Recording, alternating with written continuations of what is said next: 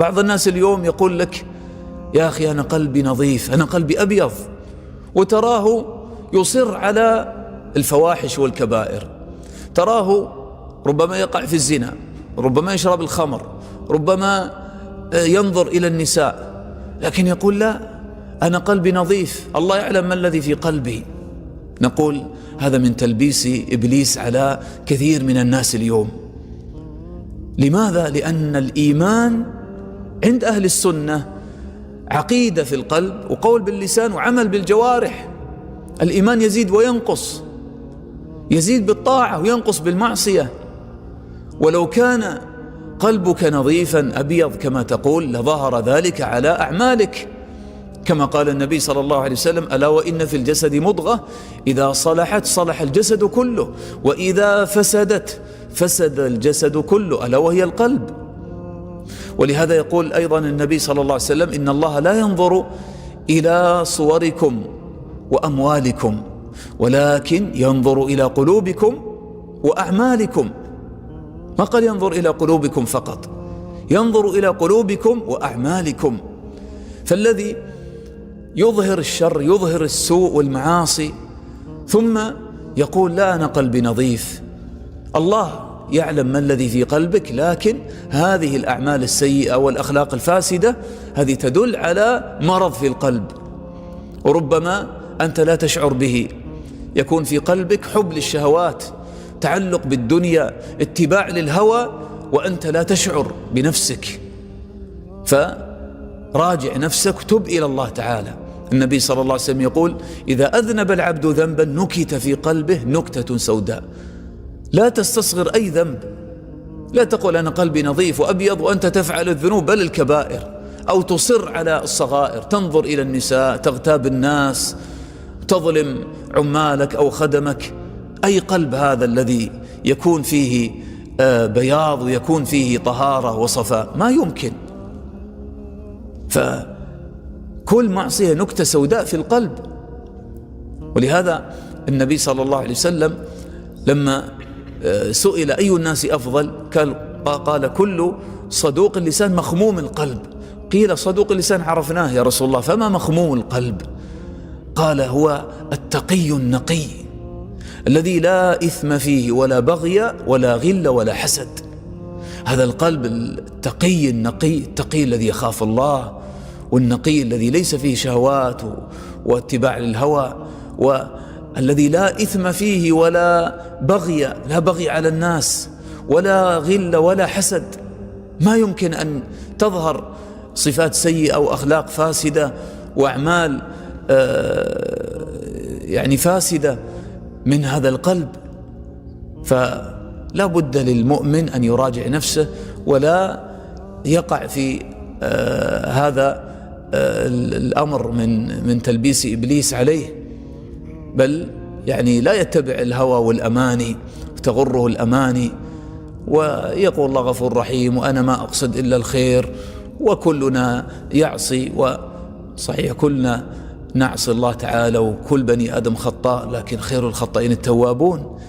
وما يصر المسلم على معصية ليتوب إلى الله تعالى يراجع نفسه. فإذن قال ومن أظهر لنا سوءا لم نأمنه ولم نصدقه وإن قال إن سريرته حسنة. فما يمكن أن يجتمع هذا مع هذا، يجتمع حسن السريرة مع سوء العمل، ما يمكن. فلذلك الله تعالى يقول إن الذين آمنوا والذين هاجروا وجاهدوا في سبيل الله أولئك يرجون رحمة الله. هؤلاء أهل الرجاء الصحيح الذي في قلبه حسن ظن بالله ورجاء لرحمة الله، هذا الذي يعمل. آمنوا وهاجروا وجاهدوا، شوف أعمال عظيمة. قال هؤلاء الذين يرجون رحمة الله، ليس الذين يعصون الله يصرون على المعاصي ثم يقول أنا أرجو رحمة الله. هذا في الحقيقة تغره الأماني، كما قال الله تعالى وغرتكم الأماني حتى جاء أمر الله وغركم بالله الغرور، يتلاعب به الشيطان. فالفرق بين الأماني وحسن الظن أن حسن الظن مقرون بالعمل الصالح، والأماني مقرونة بالمعاصي.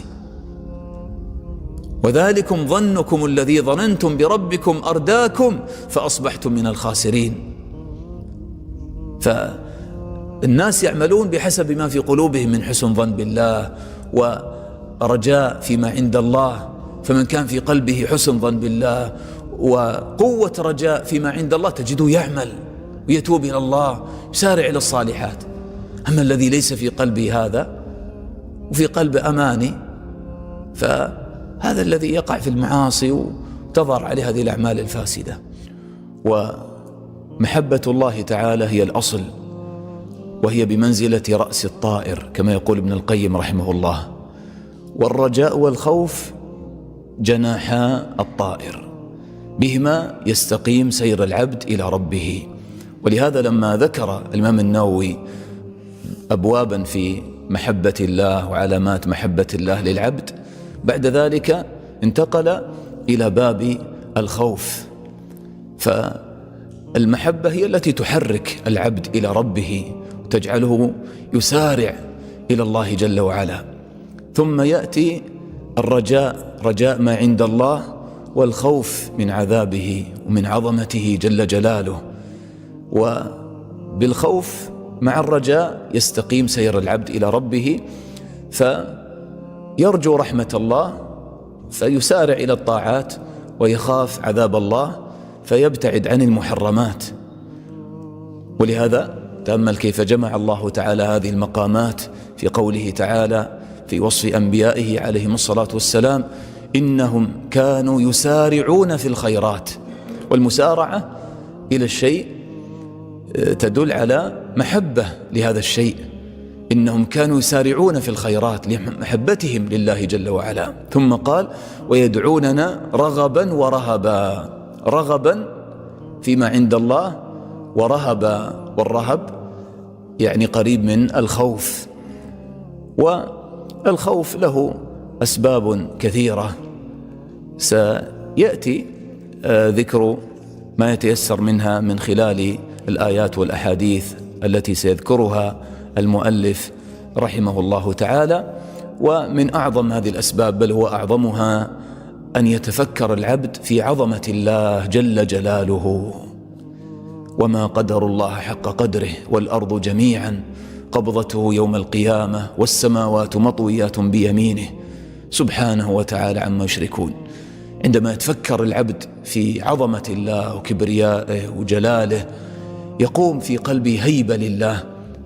ولهذا تأمل في صفة المؤمنين: إنما المؤمنون الذين إذا ذكر الله وجلت قلوبهم. بمجرد أن يذكر الله تعالى يوجل القلب. لماذا؟ لما في القلب من المعرفة العظيمة بالله وبأسمائه وصفاته وكماله وعظمته جل وعلا. لله المثل الأعلى. لو يتخيل الواحد منا أن تحت قدمه نملة، وهي تشعر وتدرك أن هذا الإنسان بهذا الجسم الكبير وبهذه العظمة، كيف يكون خوف هذه النملة من هذا الإنسان؟ لله المثل الأعلى، والله تعالى أعظم وأجل وأكبر سبحانه جل وعلا. كما جاء في بعض الأحاديث والآثار: ما السماوات السبع والأرضون السبع في الكرسي الذي هو مخلوق مخلوقات الله فوق السماوات والأرض، وسع كرسيه السماوات والأرض. هذه السماوات والأرض بالنسبة للكرسي قال إلا كحلقة ملقى بأرض فلاه. تخيل حلقة ألقيت في صحراء. ثم قال: وفضل العرش، الرحمن على العرش استوى. فضل العرش على الكرسي، النسبة ما بين العرش عرش الرحمن إلى الكرسي كفضل الفلاة الصحراء على تلك الحلقة. الله أكبر. إذن فكيف بعظمة الله جل جلاله؟ ثم إذا نظر العبد إلى تقصيره وإهماله وسوء أدبه مع ربه في عبادته يزيد خوفه من الله. قل: كيف أنا أقف بين يدي الله؟ كم من صلاة صليتها وما خشعت فيها. فيخاف أن يحاسب، ويتذكر معاصيه أحصاه الله ونسوه. كم من معصية هاونت فيها، فيزداد خوفه من الله. كذلك إذا تذكر عذاب الله، كلما يقرأ الآيات في وصف جهنم يخاف، قل إني أخاف إن عصيت ربي عذاب يوم عظيم. عندما يرى كيف أهلك الله تعالى الأمم المكذبة، إن أخذه أليم شديد، يخاف من عذاب الله. وإذا تذكر العبد قدر الله جل جلاله، وأن كل شيء مكتوب، ولا يدري هل كتب مع أهل السعادة أو مع أهل الشقاوة، يزداد خوفه من الله تعالى. وهكذا يكون خوف العبد من ربه جل وعلا. والمقصود هنا الخوف الذي هو خوف عبادة لله جل وعلا. أما الخوف الطبيعي هذا لا يدخل في هذا الباب، إنسان يخاف من أسد أو من كذا، فهذا لا يدخل، لا يؤثر في الإيمان. فهذا الخوف الذي يقوم في القلب ويظهر على الجوارح ما يكون إلا لله، فالمؤمن لا يخاف إلا الله. ولهذا قدم الإمام النووي رحمه الله تعالى هذه الآية، قال الله تعالى: وإياي فارهبون. يقول علماء البلاغة تقديم ما حق التأخير يفيد الحصر، يعني إياي فارهبون، يعني خافوني أنا فقط، لا تخافوا إلا الله، فلا تخافوهم وخافوني إن كنتم مؤمنين. فهذا فيه إخلاص الخوف لله تعالى. والرهبة هي الخوف الذي يثمر الهرب من عذاب الله إلى الله جل وعلا، ففروا إلى الله. الرهبة من شدة الخوف يكون يعني باطن العبد خاوي، يعني من كل شيء إلا مما يخاف منه. فهكذا يعني سمي الراهب راهبا، لأنه تجرد من الشهوات والملذات خوفا من الله تعالى. هذا يذكرنا بكلمة جميلة للإمام أحمد رحمه الله تعالى، كان يقول إنما هو يعني كان الإمام أحمد يدع كثيرا من الطعام والشراب. لماذا؟ يقول: لا أشتهيه. يعني كان يغلب على قلبه الخوف، فتنقبض نفسه عن ملذات الدنيا حتى عن المباحات، فلا يشتهي كثيرا من الطعام والشراب. ويقول: إنما هو طعام دون طعام، ولباس دون لباس، وصبر أيام قلائل. عندما تذكر أن هذه الدنيا سريعة الزوال، سريعة المرور، وغدا لقاء الله، ماذا أعددت؟ يزداد خوف العبد، تنقبض نفسه عن التمتع بملذات الدنيا. قال: وإياي فارهبون. وقال تعالى: إن بطش ربك لشديد. الله أكبر. فكلما تفكر العبد في بطش الله، شدة عذابه، ازداد خوفه. ولهذا قال الله تعالى أيضا كما ذكر النووي هذه الآية، قال: وكذلك أخذ ربك إذا أخذ القرى وهي ظالمة إن أخذه أليم شديد. إن أخذه أليم شديد. انظر كيف يهلك الله تعالى الأمم، يهلك آلاف مؤلفة من الناس في ثواني معدودة. الله أكبر. بزلزال مدمر، أو بعواصف ساحقة، أو بطوفان مغرق. لله الأمر من قبل ومن بعد. إن أخذه أليم شديد.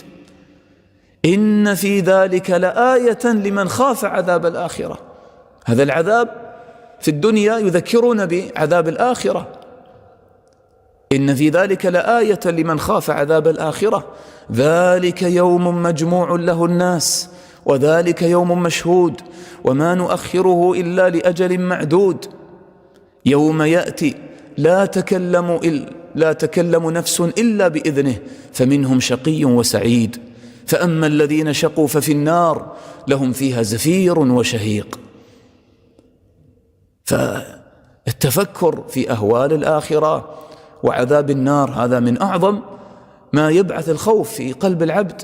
كان شداد بن أوس رضي الله عنه إذا أوى إلى فراشه يقول النار النار، يتذكر نار جهنم، ثم يتقلب على فراشه ما يأتيه النوم، ويقول أطار ذكر النار النوم، ويقوم ويصلي. كما روي ما رأيت مثل النار نام هاربها، ما رأيت مثل النار نام هاربها. فالعذاب شديد، العذاب عظيم، فهذا يجعل العبد يخاف ويسارع إلى ربه جل وعلا. وقال تعالى ويحذركم الله نفسه والله رؤوف بالعباد. لا إله إلا الله. تأملوا كيف يجمع الله تعالى هذه المقامات في العبودية والإيمان. ويحذركم الله نفسه، يحذركم نقمته وعذابه، يحذركم مخالفة أمره، ويحذركم الله نفسه. وعندما قال الله تعالى يوم تجد كل نفس ما عملت من خير محضرا وما عملت من سوء تود لو أن بينها وبينه أمدا بعيدا، ثم قال ويحذركم الله نفسه، يعني خافوا الله، لا تصروا على المحرمات والسيئات فتجدوا هذه السيئات غدا في صحائف أعمالكم، يود لو أن بينها وبينه أمدا بعيدا. ويحذركم الله نفسه، ويحذركم الله نفسه قبل فوات الأوان، قبل أن يأتي الأجل وينقطع الأمل. ويحذركم الله نفسه. وهذا التحذير وهذا التخويف هو في الحقيقة من رحمة الله تعالى، حتى قال والله رؤوف بالعباد. الذي ينصحك ويحذرك من عذاب قريب، مثلا من عقوبة، يقول لك يا فلان ترى إذا فعلت كذا وكذا ستعاقب، هذا يحبك، هذا ناصح لك مشفق عليك. أما الذي يراك تفعل الخطأ الذي قد يوقعك في العذاب أو في العقوبة ويسكت عنك ولا يبالي بك، فهذا يغشك، هذا لا يحبك. فإذن هذه من محبة الله لعباده ورحمته لهم أن حذرهم عذابه. لذلك قال بعض السلف خلقت النار رحمة، خلقت النار رحمة يزجر الله تعالى بها عباده، يعني عن محارمه. ويحذركم الله نفسه والله رؤوف بالعباد. هذا يجعل العبد عندما يخاف من الله يفر من الله إلى الله، لأن الله رؤوف بالعباد. يحذرون نفسه وهو رؤوف بنا، لا ملجأ ولا منجى من الله إلا إليه، ففروا إلى الله. وهذا لا يكون إلا في تعاملك مع الله. أنت إذا خفت من إنسان، من عدو، من ظالم، من حيوان، تفر منه وتستوحش منه إلى غيره، إلى من يعيذك ويحميك. لكن عندما تفر من عذاب الله تفر من عذابه إلى نعيمه، تفر من غضبه إلى رضاه، تفر إذن منه إليه سبحانه. فتشعر في قلبك بالخوف من الله، لكن يمازج هذا الشعور ويلازمه شعور الأنس بالله ورجاء ما عند الله. الله أكبر. يمتزج مع شعور الخوف الشعور بمحبة الله وافتقارك إلى الله، وأنه لا ملجأ ولا منجى من الله إلا إليه. هذا أكمل ما يكون في الافتقار وتحقيق التوحيد. ولهذا كان النبي صلى الله عليه وسلم يقول اللهم إني أعوذ برضاك من سخطك وبمعافاتك من عقوبتك وبك منك، بك منك، أعوذ بك، لأن كل شيء بيد الله، العذاب بيد الله، تقدير الشرور والمعاصي بيد الله. فأنت تفر من الله إلى الله، تعوذ بالله من الله، فتعوذ منه به جل وعلا، لأن الخير كله بيده أيضا جل وعلا، والرحمة بيده جل وعلا. إذن ويحذركم الله نفسه والله رؤوف بالعباد. وقال تعالى: فإذا جاءت الصاخة يوم يفر المرء من أخيه وأمه وأبيه وصاحبته وبنيه لكل امرئ منهم يومئذ شأن يغنيه. الله أكبر. تفكر في هذا المشهد مما يبعث الخوف في قلب العبد ويعظم الخوف في نفسك عندما تتفكر أنك يوم القيامة ستفر من أحب الناس إليك وأقربهم إليك. يوم يفر المرء من أخيه، أخوه الذي كان يعاونه في الدنيا. ثم الأمر أشد، قال: وأمه وأبيه، والديك، أمك التي حملتك في بطنها وربتك وأطعمتك وقامت عليك، وأبوك الذي كدح نهاره لأجلك، تفر منهما. ثم الأمر أشد، وصاحبته، زوجته التي صاحبته ولازمته، شريكة حياتك، وبنيه، فلذة كبدك وثمرة فؤادك، أولادك. شوف كيف هؤلاء من أقرب الناس إليك، تحبهم ويعني تفديهم في الدنيا بنفسك، لكن يوم القيامة كل يقول نفسي نفسي، لكل امرئ منهم يومئذ شأن يغنيه. كل يقول نفسي نفسي، يهمه عمله ماذا قدم، لأنه لا طاقة للعبد بعذاب الله وبهذه الأهوال التي يراها، فيكون مشغولا بنفسه. قال: لكل امرئ منهم يومئذ شأن يغنيه. وبين هذا فقال، طبعا لذلك الله تعالى ذكر بعد سورة عبسة التي ختم بها هذا الموقف، ذكر بعدها سورة التكوير، يبين أن هذا الخوف وهذا الفرار بسبب شدة الأهوال. إذا الشمس كورت، وإذا النجوم انكدرت، وإذا الجبال سيرت، وإذا العشار عطلت، وإذا الوحوش حشرت، وإذا البحار سجرت، وإذا النفوس زوجت، وإذا الموءودة سئلت بأي ذنب قتلت، وإذا الصحف نشرت، وإذا السماء كشطت، وإذا الجحيم سعرت، وإذا الجنة أزلفت، علمت نفس ما أحضرت. ولذلك النووي رحمه الله من فقهه أنه لما ذكر هذا الفرار أتبعه بهذا المشهد المخوف الشديد يوم القيامة، فقال: قال تعالى: يا أيها الناس اتقوا ربكم إن زلزلة الساعة شيء عظيم يوم ترونها تذهل كل مرضعة عما أرضعت. أي علاقة أشد قوة من هذه العلاقة المرضعة، يعني ما قال كل مرضع عما أرضعت، لا، مرضعة يعني الآن ترضعه، يعني تترك وليدها لأهوال الآخرة. وتضع كل ذات حمل حملها وترى الناس سكارى وما هم بسكارى ولكن عذاب الله شديد. ترى الناس سكارى كأنه لا عقول لهم، كالجراد المنتشر، ولكن عذاب الله شديد. وقال تعالى: ولمن خاف مقام ربه جنتان. ولمن خاف مقام ربه جنتان. فالخوف من الله من أعظم أسباب دخول الجنة.